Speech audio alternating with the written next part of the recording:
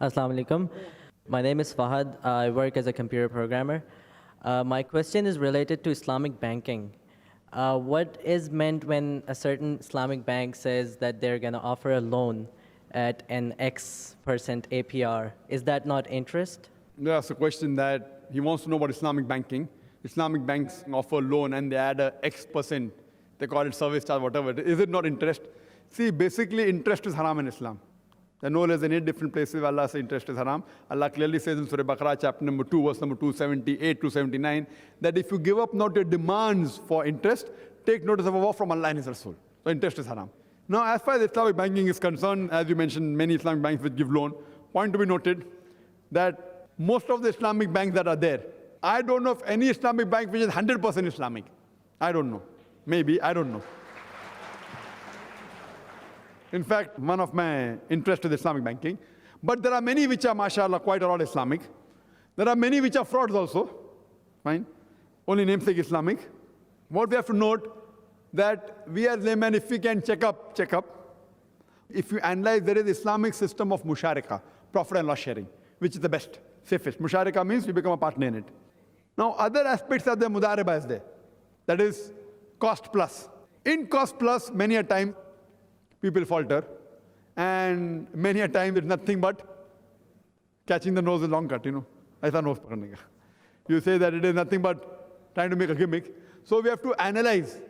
And many fatwas are given on this is allowed, that is allowed, which I don't agree with also. So when an Islamic bank comes, we have to scrutinize who is on the Sharia board.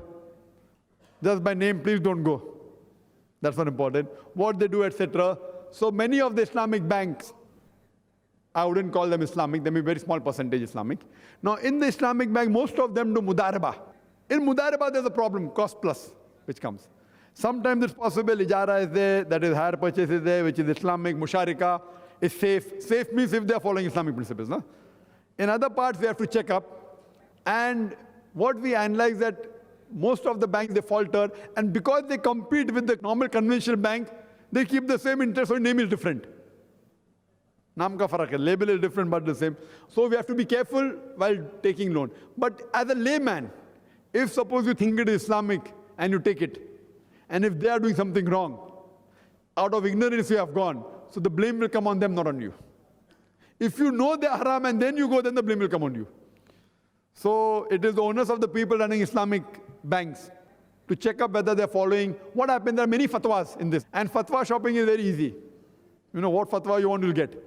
So they go and whether in Egypt to get, or Pakistan, or India. So they take fatwa which is convenient for them, and then they sanction it. So you have to be careful while Islamic banking is there. Not that it's not possible. Possible, very difficult.